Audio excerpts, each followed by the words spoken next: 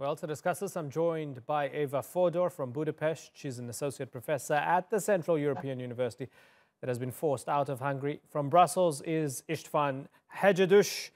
He was a member of the Hungarian Parliament and now a chairman of the Hungarian Europe Society. And we have Turkey's former Minister of European Affairs, Egemen Bagis, who joins me from Istanbul. I thank you all for joining us here on the Newsmakers. Eva Fodor, help me understand why the Hungarian government considered your university such a threat. I can give you a short answer and a longer answer. The short answer is that the Hungarian government has basically started to wage a war against George Soros, who is the founder of our university. And, by this explanation, we're simply the casualties of this specific war between Mr. Soros and Mr. Orban. But if you want to get a more sophisticated answer, then I would point to the fact that the Hungarian government has been, for several years, restricting the freedoms of universities and other institutions of learning and research and knowledge production. And the Central European University, my university, is just one part of this long process. Okay. Istvan Hegedus, the fact that Eva said that they are casualties of a war between Mr. Soros and Mr. Orban, does that suggest that Soros, like it or not, is a threat to the Hungarian government? Yes, for him, Soros, who is Hungarian-American, represents the threat what the liberal political elite and liberal intellectuals might make for his power. Soros and the Central European University have become the symbol for him, the real enemies who might still have too much influence, according to him, in Hungary and in the world. When he wants to change the political regime in Hungary, this influential university still gives students too much liberal critical thinking. And I think that's the main reason, besides some personal bad feelings towards Soros and maybe many more professors at the university. Besides this personal hatred, he thinks that this is really a threat to his power. I agree with that analysis. Egemen Bagis, this is a rich man supporting liberal, progressive projects. Are the Hungarians right to be suspicious of his influence? Well, this whole episode is reflection of the crisis between liberalism, right-wing and left-wing political ideas all around the globe. We see a trend, and Mr. Orban is a very popular politician in this country. His people admire him, and he's a democratically elected leader, so we have to respect the decision of the Hungarian people. But when we look at the trend, he has similar traits with President Putin, with President Trump, with Prime Minister Netanyahu, with Prime Minister Modi in India, with President Xi Jinping in China. Now we are living in the era of strong leaders. And Mr. Soros, being Hungarian-American, is a very controversial person around the world. When there were protests, uprisings in Ukraine, there were allegations that Mr. Soros was behind those in terms of financing them. When there were the Arab Spring demonstrations in Egypt, in Morocco, in Algiers, in Tunisia, even in South America, in Chile, people were talking, writing that Mr. Soros was behind them. So it's a very complicated situation. He has financed a university and academic center in his own native land, but now the country feels threatened. What we're trying to sort of drill down into and get to the bottom of is he being a useful scapegoat for all these people around the world, or is there something to it, right?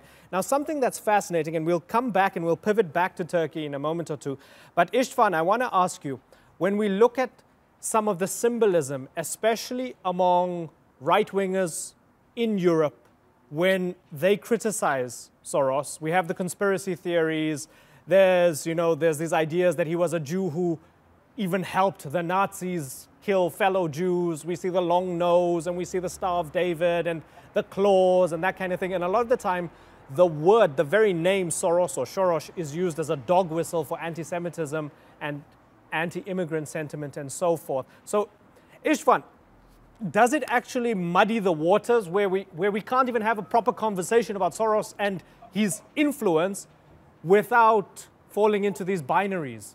Well, in Hungary, this charge that, for example, Soros himself would have behaved in a terrible way during the Nazi period, that's not the mainstream rhetoric of the government. The government might play with anti-Semitic sentiments when the government introduced a strong billboard campaign against Soros. But the main message was not anti-Semitism, and Orban is very careful how to balance between Netanyahu's Israel. Netanyahu is a close friend to Orban, actually, and some messages which might be decoded as anti-Semitic messages amongst his electorate, about his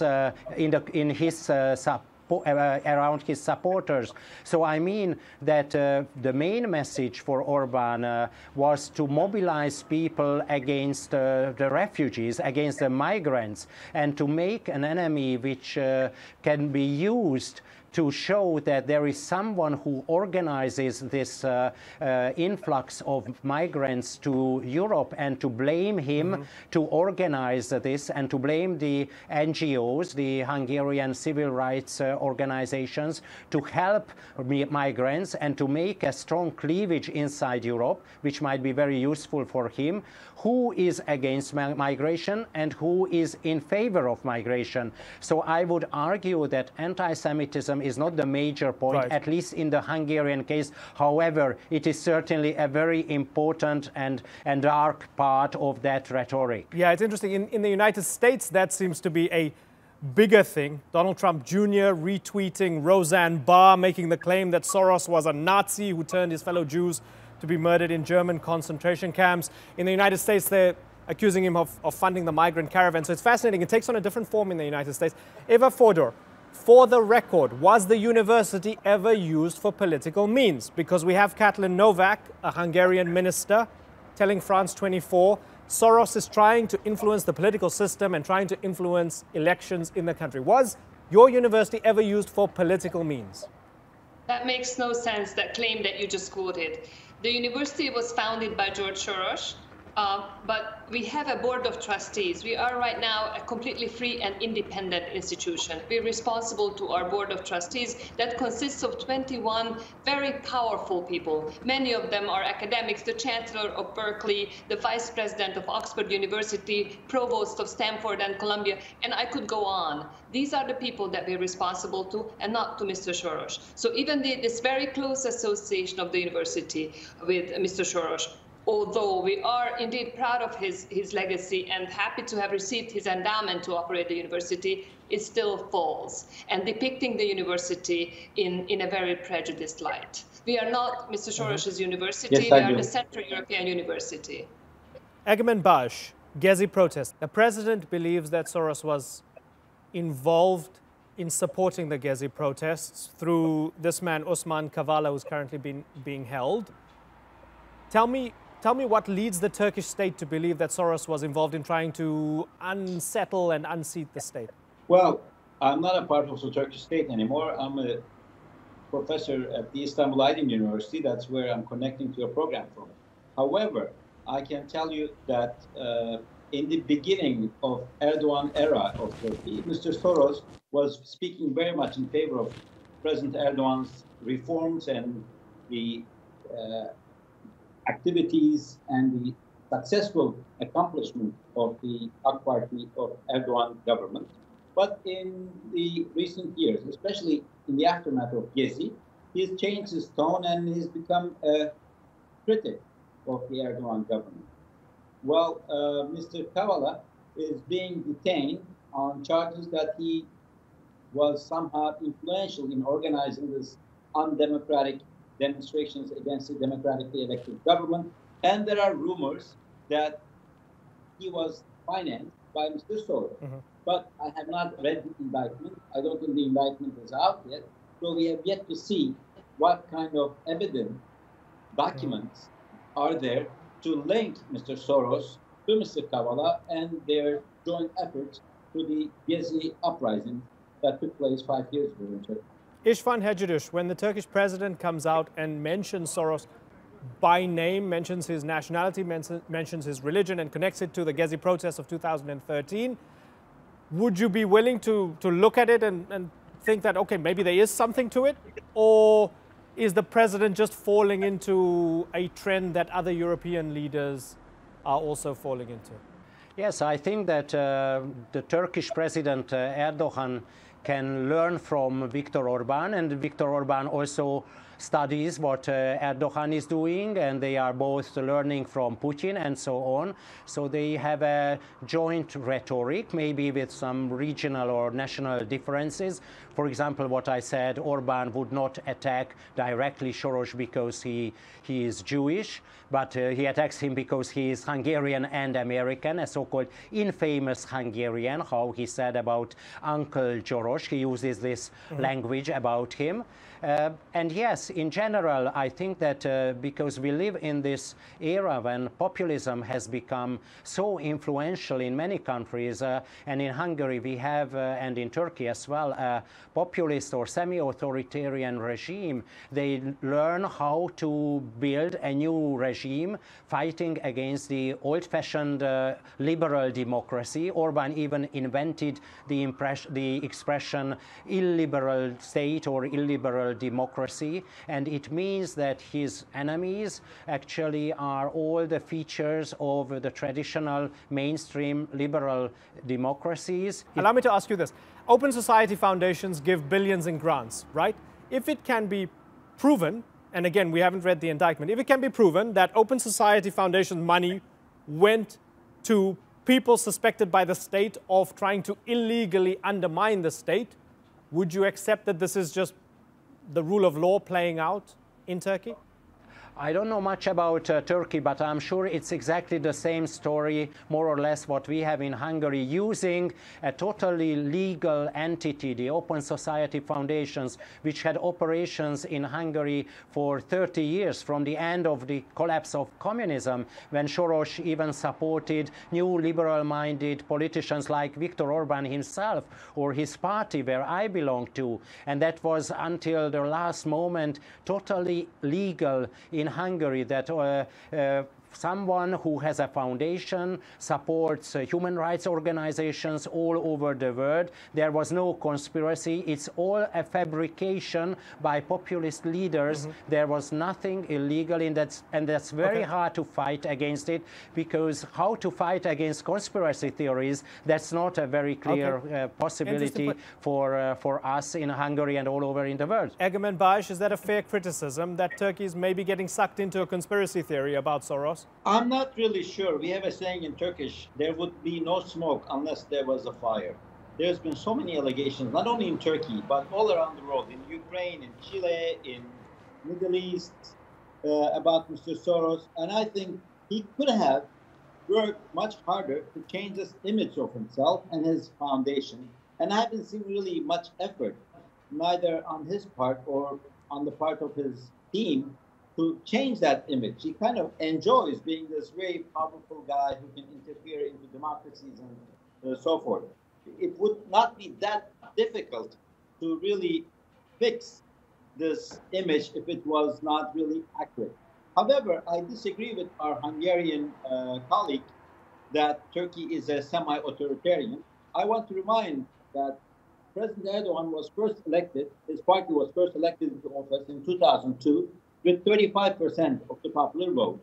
And since then, he has gone through maybe 10, 11 elections or referenda, and he has increased his vote by percentage every time he entered a new election. He was recently elected by 52% of the popular vote, and today he enjoys even a higher percentage of public support. So I would not call this authoritarian. Similarly, Mr. Orban, some people love him, some people don't like him as much.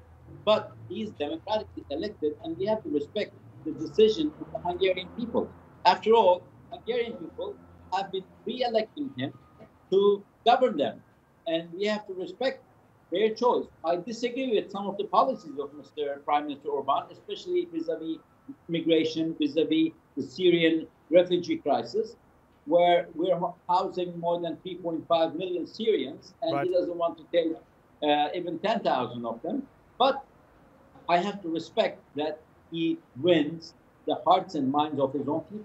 Eva Fodor, as we circle back to the very beginning and the university itself, Zoltan Kovac, Orban's spokesman, we tried to get him on the program for this show. He declined. We've had him on before. We hope to get him on again. He tweeted regarding this, because I understand that you guys are moving to Vienna now, but he tweeted, the university is leaving but staying. It's common knowledge that a significant number of its courses will still be held in Budapest.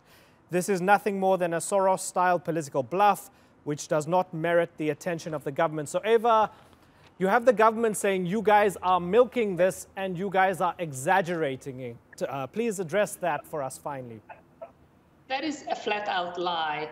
The government has passed a legislation that forces my university to move out of this country, that basically forces CEU, the American university that has been operating in Budapest for almost 30 years, to close down. We have no choice but to move to Vienna. This is not a bluff. This is the direct result of the modification of the higher education law that the government passed a year and a half ago, and which targets my university specifically. Indeed, we are hoping to keep some educational activities in Budapest, and we are right now working out the details of how this could be done. But our heart and soul, the American University of Central European University, will move to Vienna. I'm sure you'll all agree that this was a healthy discussion, and I really appreciate you all taking the time to join us here on the Newsmakers. Eva Fodor, Istvan Hegedus, and Egemen Bagis. Thanks again.